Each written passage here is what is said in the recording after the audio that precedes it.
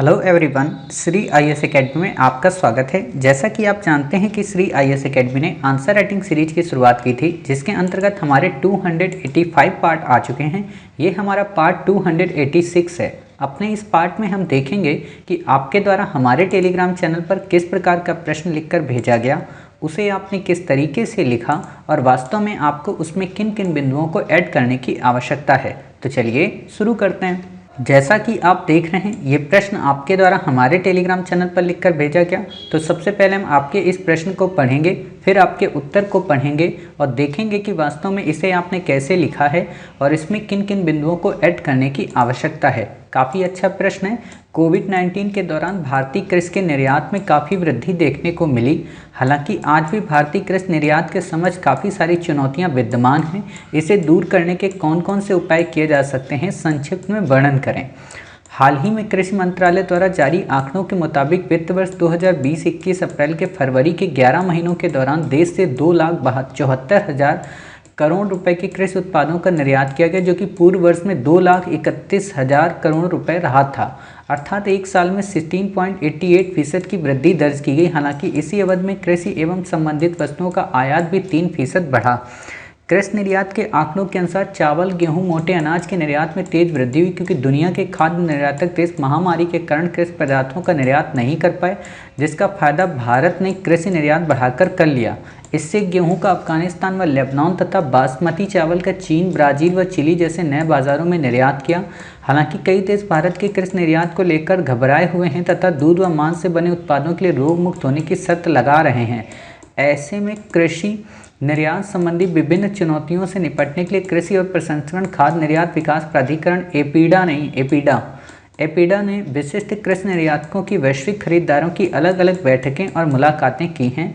इतना ही नहीं, एपीडा ने कृषि निर्यात से विभिन्न विभागों के साथ तालमेल बनाया और निर्यात को बढ़ाने के लिए निर्यात संवर्धन मंच की सहायता ली, जिसमें 130 भौगोलिक पहचान उत्पादों की गुणवत्ता और विशेषता से खरीदी के लिए आकर्षित किया जा रहा है।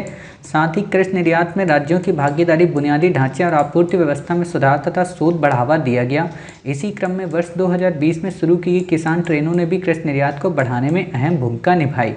उल्लेखनीय कि केंद्र सरकार ने उत्पादन आधारित प्रोत्साहन योजना के तहत खाद्य प्रसंस्करण उद्योग को सहायता राशि की मंजूरी दी है, जिससे इन उत्पादों को बढ़ावा मिलेगा, जिससे किसानों को पैदावार के बेहतर दाम मिलने के साथ ही कृषि उपज की बर्बादी भी कम की जा सकेगी और 26-27 तक इस क्षेत्र में करीब 2.5 लाख रोजगार पैदा होंगे। देखिए, आपने क्या किया ना, इसको एक तरीके के ब्लॉग की तरह लिख दिया, आर्टिकल की तरह, जैसे संपादकीय होता है। इतना डाटा आपको नहीं लिखना है, आपको डाटा हटाना है और प्रश्न के अनुरूप उत्तर को लिखना है।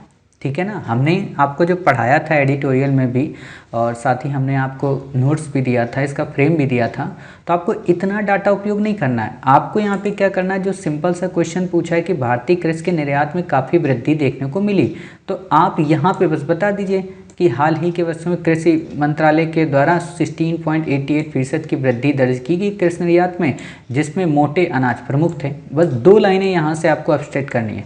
आपको ये कुछ भी नहीं लिखना कि 11 महीने में 14,75,000 था, फिर 2,31,000 करोड़ हो गया। ये कुछ नहीं लिखना है, क्योंकि ये आपका काम नहीं है। ये है जो लोग एग्रीकल्चर जिनका ऑप्शनल है उनके लिए। जीएस वालों के लिए उत्तर में ये सारी चीज़ें डालने की ज़रूरत नहीं है। आप जब केवल इतना डाल देंगे तो आपका 2 लाइन में आ जाएगा। ठीक है।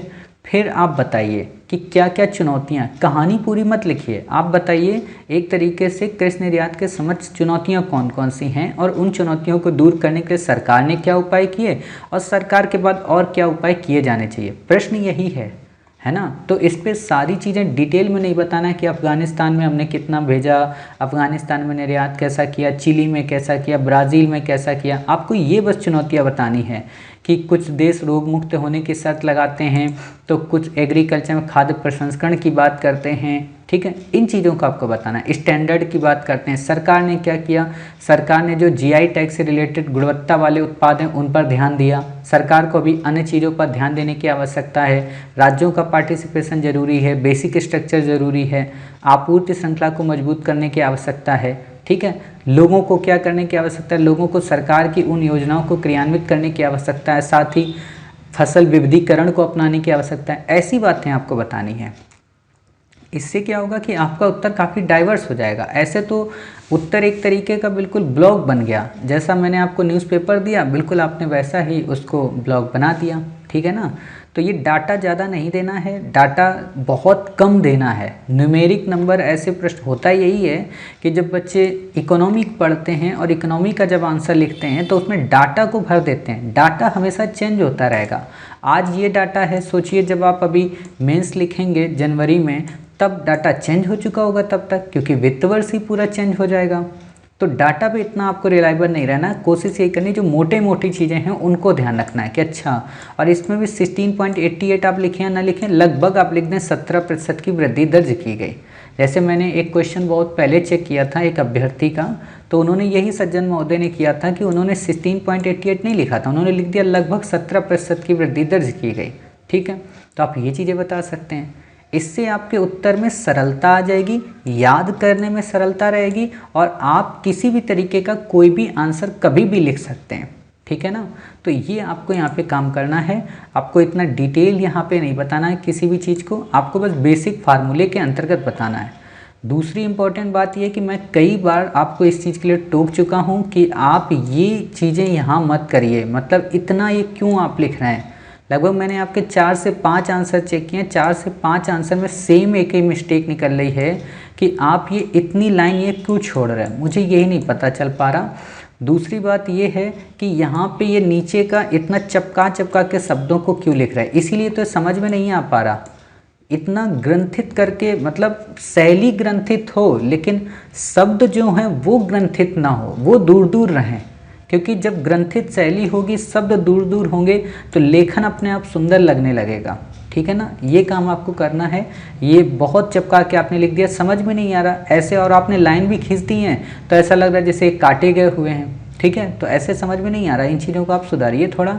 ये छोटी छोटी गलतियाँ अगर आप करते रहेंगे तो आप कितना भी उत्तर आपका बेहतरीन होगा, मज़ा नहीं आएगा उस चीज़ में, ठीक है ना। तो ये चीज़ें आपको सुधारना है।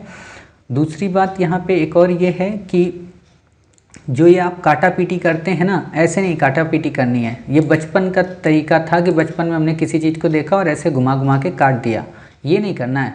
कभी भी कोई चीज़ आपको काटनी है, मान लो भागीदारी काटनी है, एक लाइन से केवल ऐसे काट दिया, पता ही नहीं चलेगा कटा हुआ है कि नहीं कटा हुआ है, समझ गए। जैसे आपने यहाँ पे ये किया है, ऐसे ही आपको करना है, ऐसे नहीं बनाना है, नहीं तो फिर पूरे उत्तर में आपको यही दिखेगा, ठीक।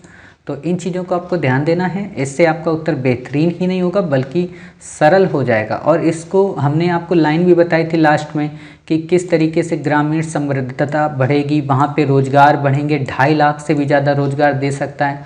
आपने ये शायद यहाँ पे कहीं लिखा ही नहीं है 2.5 लाख रोजगार, अच्छा ये यहाँ पे लास्ट में लिखा है, इस क्षेत्र में इस क्षेत्र में करीब 2.5 लाख रोजगार पैदा होंगे। ग्रामीण क्षेत्र की समृद्धता के बारे में तो लिखिए यहाँ पे वर्ड, तभी तो पता चलेगा कि हाँ वहाँ पे कितनी बूस्टनेस आई है, ठीक है। तो ये चीज़ें आप करिए, इससे आपका उत्तर काफ़ी बेहतरीन हो जाएगा। सरकार की स्कीम्स 1-2 उल्लेख कीजिए निर्यात को लेकर, ठीक है। तो इससे आपका प्रश्न काफ़ी अच्छा हो जाएगा, ठीक है। बाकी आपने सही लिखा है। मिलते हैं आप ही के द्वारा भेजे गए एक नए प्रश्न के उत्तर के साथ, तब तक अपना ख्याल रखिए और स्वस्थ रहिए।